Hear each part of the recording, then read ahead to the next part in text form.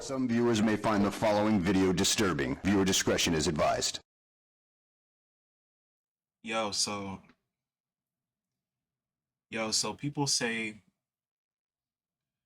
Dragon Ball Sparking Zero is not a real fighting game, and I do agree with that. This sentiment is not new. Since the beginning of time, people have kind of had trouble looking at anything other than traditional fighting games like Street Fighter, King of Fighters, Tekken, Guilty Gear, um, as fighting games that aren't real. And Smash did fall into that for a long time because without the motion inputs, people just discounted it. They were like, this is trash, this isn't real. But the thing is, Smash became real because it does include a lot of mechanics that you find in like traditional fighting games, footsies, blocking, combos, etc., etc. And people began to look past the fact that the inputs were easier. And even today, like a lot of fighting games are starting to include auto combos or some mechanics to kind of like make things easier for newer people. And it's beyond just making it easier for newer people. It makes the game more accessible to people with disabilities and stuff like that. Like rest in peace. Like I remember Brawly Legs beating people in Street Fighter and stuff like that. Um, that's beautiful. That's beautiful. But I feel like the true issue here is that fighting games are very niche. Like when you look at the player counts on Steam, like Guilty Gear gets like 2,000 players, Street Fighter gets, I don't know, 10,000 players or something like that. Don't quote me on this, but like if you look at the traditional fighting games, like they don't often have like huge player counts. They don't really sell the millions and millions of copies. So something like Sparking Zero selling like so many copies, you know, is wonderful because at the end of the day, it is a fighting game and it does kind of like help things a bit, but it doesn't help things at the same time because like these players aren't people who transfer over into like the actual fighting game scene. Like that, the whole Sparking Zero scene is like a totally different scene. These people, there's not a lot of crossover. Like there is crossover, of course. Me, I cop the game. I think it's cool. But I work with someone who was like, yo, this game is ridiculous. It's hard. He wanted to return it. And he doesn't play fighting games, and I understand because the game has a learning curve. It does. There are a lot of mechanics to the game, you know. But I'm going to include some clips in this video at some point, whether in the beginning or the end or somewhere. But these clips will kind of display why, a lot of hardcore fighting game players don't take this game seriously. And like, I've never seen a Budokai game reach Evo, right? I've never seen a Ninja Storm reach Evo.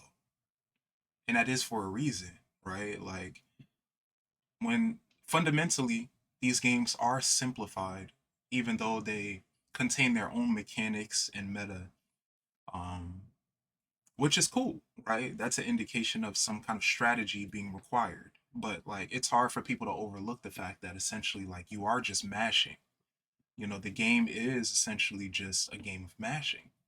There are moments where you do have to do more than mash, but it's like mash, mash, mash, hold, mash, mash, mash, hold, maybe, vanish, whatever, blah, blah, blah.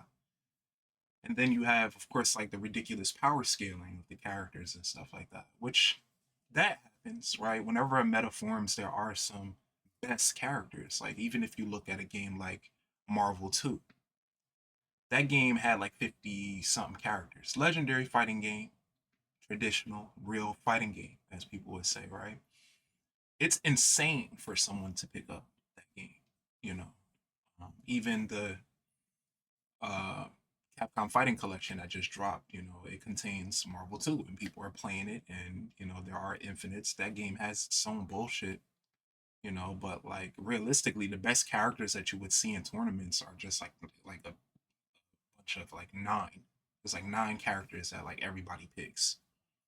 That's how the game used to be, you know. You got the Magneto, Storm Sentinel, you know, the Cable, stuff like that. Everybody defaulted to like these specific characters because their power level, based on how they functioned. Shout out to Combo Fiend back in the day talking about Magneto is just a function.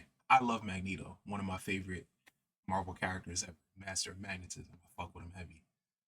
He wasn't just a function to me, he was a character that I actually, you know, love. I drew him a million times. I love Magneto. I got the zombie Magneto sitting over there, little action figure. But it's just it would be the same in Sparking Zero. Like, you know, people picking characters who have like the after image shit and the sensu being and stuff like that. That's a part of like the meta that's forming, you know. And it is kind of ridiculous, like seeing like the amount of damage some characters do versus the damage other characters do, and like how wonky the game is. Like it stops people who actually play traditional fighting games where you have to like learn combos, and it becomes more of a thing of skill versus skill versus like who knows how to meta the other person out more, you know, like, oh, I'm gonna just use someone who has sensu beans so I could just keep like refilling my life or whatever. Like that doesn't often end up being fun to watch. The reason why one of my favorite games, Samurai Showdown, died is because the weapon flip was too ridiculous, right? And when people are like metaing each other out, couple hits, super, that flips your weapon. Now you just make sure they never get their weapon back. That killed the game, you know? It's not fun to watch. Nobody wants to see footsie in Street Fighter forever, right? They want to see like actual fights. So I don't remember ever seeing, and I probably should have done a little research before making this video. I mean, I did do some research, but I should have looked into this. Where are the hype moments for the Tenkaichi games? You know, it's no like Evo moment 37 or anything like that. Like these games are cool to look at, but are they fun to watch people play? The thing that makes fighting games fun to watch people play is because you see the strategy, you see the skill levels, right? It's hard to even gauge someone's skill level in a game like Sparking Zero because there's not much you need to get up here. The ceiling isn't real. That's really why these games don't considered real fighting games. They are, but they're not. It's beyond them not being traditional. It's about how they are perceived.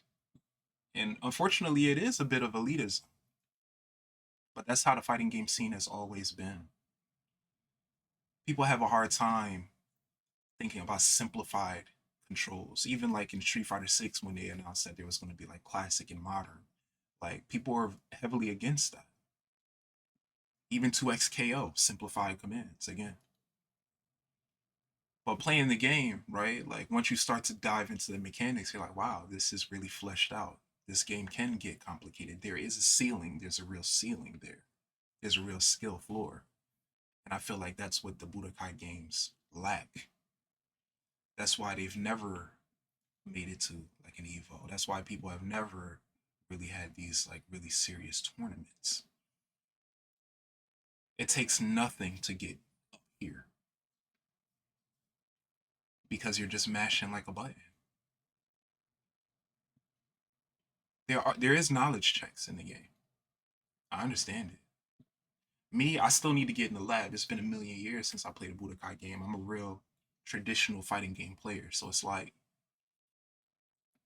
I'm over here playing the Goku story, getting watched by Vegeta, just like everybody else right now. But I'm gonna get past it. It's just, you know, I work, so it's like to invest the time to actually learn, I'll do it on my own time. I'm not in a rush because I know if the player counts are high, game gonna be around for a while. It's brand new. So of course things will evolve over time. But at the end of the day, there's only but so much evolution. The skill ceiling is fake. That's why people don't look at it as a real fighting game. So it does suck when like people put it in like, oh, this is the highest selling fighting game ever. That's cool. But it does take something away from traditional fighting games. Maybe the traditional fighting games are only for the OGs. Maybe we was the only ones who actually wanted to get nice, show off our skills, show off how much work we put in to be able to destroy our opponent. That's why I've always played fighting games. Shit, I didn't really start playing shooters until like maybe like 4 or 5, 6. I'm lying. Like maybe 10 years ago. It's showing my age. Be walking with the king right now. But yeah, man. For me, I don't really care.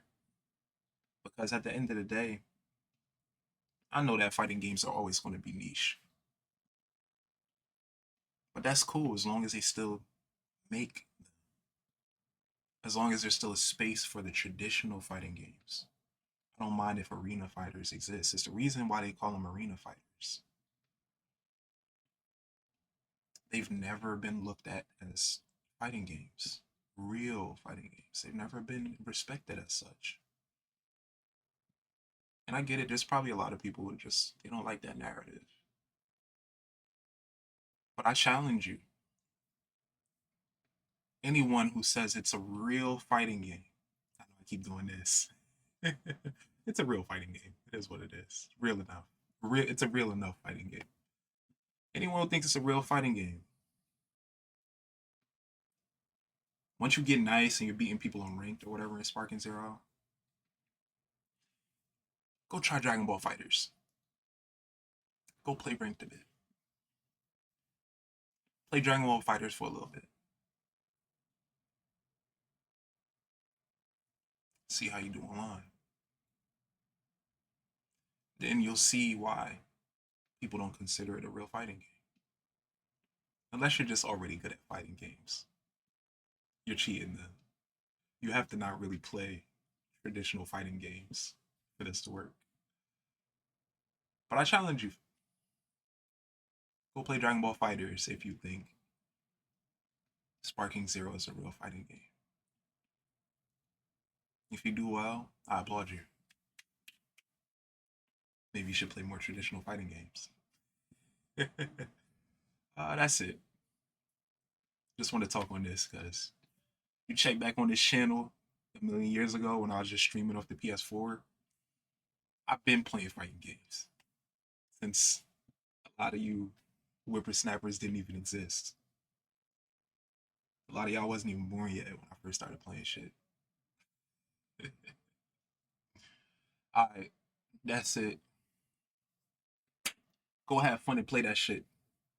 I'm gonna play it in a couple of days. I might stream it after I stop getting embarrassed. I skipped through the tutorial. I'm like, fuck all that. Now I'm trying to beat Vegeta and I can't even. Like, damn, I'm dropping combos, all types of shit. Gotta match more. Gotta match more. Gotta match at the right time with advantage, blah, blah, blah. All that super bars, gauge, whatever. All that. But yeah, man, go play that shit. All right? I'm happy the game's doing well.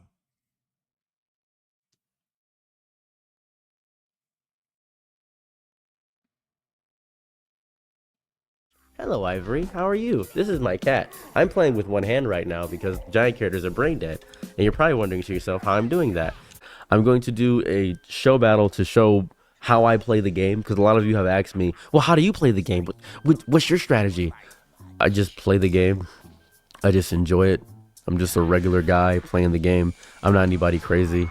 I don't do any crazy moves. I don't do anything extra or regular. I don't use any crazy tech. I don't. I just play the game like a real person. A lot of people are very confused by how I play the game. I don't grasp why people think it's not that hard to do these moves. It's literally, it's 2 buttons. The whole game is 2 buttons. The entirety of the game is 2 buttons, so it's not really that difficult for me to do that. It's really not that hard. This character is easily one of the most fun to play with in this game. How you melt somebody's health just by pressing square, bro. It's not okay. It's not okay. The auto combo almost doing half of a bar, almost the whole bar, bro. It's crazy. It's crazy. One of the biggest complaints, and yes, it's a complaint that I have with this character, is he has instant surge, which not only counters aftermid strike, which is really strong, but it also gives him buffs. Why does he need those? Look at what my auto combo does in surge before it drops, bro. A whole bar. This, he's definitely dead, but he might even be dead with 3 bars of health. It is not okay.